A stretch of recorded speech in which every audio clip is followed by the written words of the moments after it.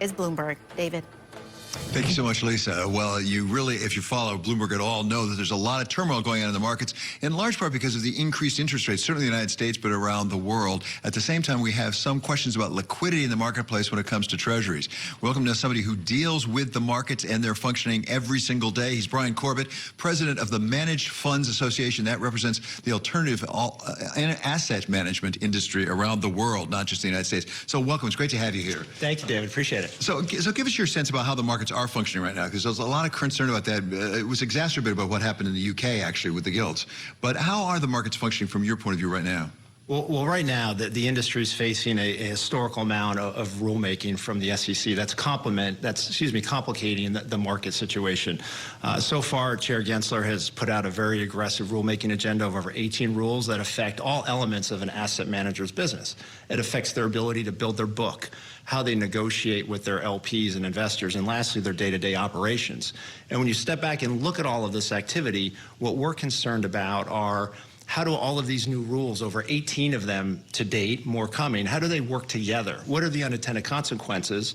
And as you're raising, what are the concerns that these rules raise in a very volatile market environment? So let's talk about those rules. First of all, are they actually going to see the light of day? Because the SEC chair has been talking about these rules for a long time. We've had Iman Actions and said, where are they? You predict they're going to be here. They don't seem to be coming down the pike.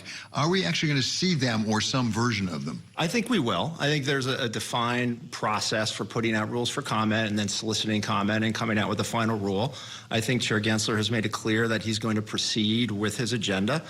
Even with the change in Congress and the House, I still think he will proceed with his schedule. Well, I was going to ask exactly that question. With Republicans in the majority, with oversight responsibility up on Capitol Hill, you've spent time up there. You know the way it works. Is that going to at least slow him down, if not stop him, on at least some of these regulations? So to date, we have seen a bipartisan effort by Republicans and Democrats from House and Senate to encourage him to slow down, think about the unintended consequences, really understand the rules, how they work together, and what they mean for markets. And I would expect, with the new House majority being Republican, that those oversight actions will continue, if not accelerate. While Congress has tools that could slow him down, I do think ultimately he will move forward with the final version of many of these rules. So, Bryan, you said that these proposed rules are exacerbating the situation in the marketplace. To some extent, people think that they're being proposed to address some of the problems with the marketplace.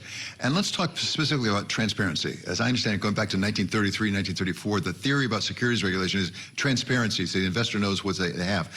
Transparency, particularly, let's talk about the Treasury market right now, where there's a lot of concern about liquidity, and a lot of movement has gone over to the hedge funds and things that are not publicly available because of some regulation that came out in 2008. Is there a legitimate point there that we need more transparency, particularly on leverage in the Treasury market?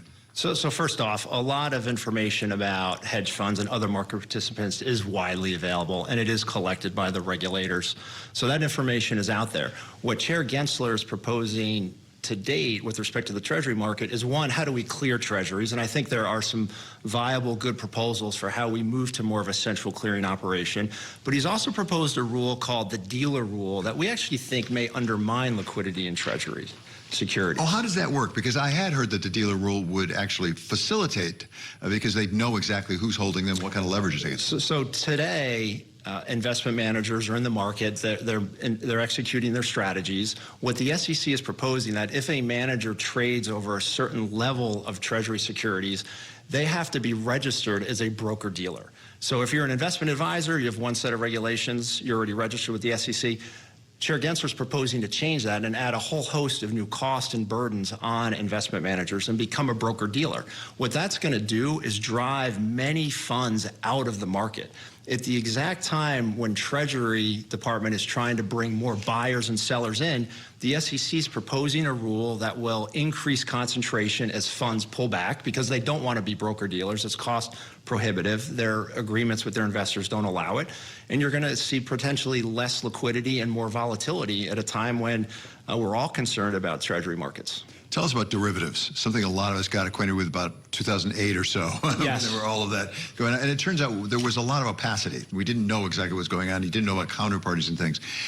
There's a report actually on the Bloomberg today that the BIS, Bank for International Settlements, is talking about a $65 trillion wall of opaque derivatives globally now we're talking about. We're not talking about the United States.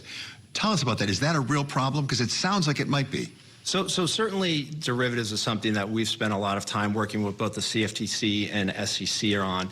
The Chair Gensler has proposed a new rule looking at security-based swaps. It's a little bit different than the dollar derivative contracts that you're referring to that have been in the press today. I think it's incumbent on all financial regulators to make sure they're communicating and make sure they're talking to market participants to understand different volumes and contracts. And I think we have a regulatory regime in place, certainly in the U.S., that provides that type of transparency, certainly to the CFTC and increasingly to the SEC as they look to expand into security-based swaps. So, Bryan, I have the impression you're not a big fan of a lot of the regulations being proposed to the SEC. Are there any that you think, at least in a proper form, would be constructive? Is there work to be done that would be constructive? Well, I think the industry supports disclosure, and we have long supported disclosure-based regimes. Where we think the SEC is crossing the line, and frankly, they don't have statutory authority to do many things, is to ban certain practices. And the way that sophisticated funds negotiate with their investors to secure their investment in a fund, you've long had contracting parties, very sophisticated pension funds and hedge funds on the other side negotiating. The SEC for the first time is looking to ban practices. And we think that is an overstep of their authority, which is as a disclosure regime. So I can just sense people in the audience right now watching this saying, wait a second, how can you have an alternative asset manager and not talking about crypto?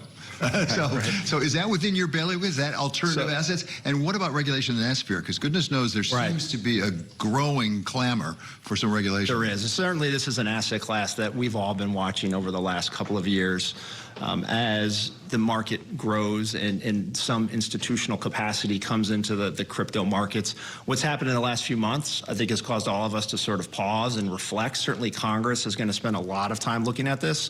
One of our concerns is that crypto regulation is going to really suck the oxygen out of the room in Washington as the new members in Congress look to legislate, and Chair Gensler is going to continue to pursue a fairly aggressive enforcement agenda with respect to the asset class. So it will be a busy time, but there are a lot of other issues that he's raising that we think policymakers need to stay focused on. It's really helpful to have you in to take us through those, Bryan. Thank you so much for that. That's Bryan Corbett. He's president of the Managed Funds Association.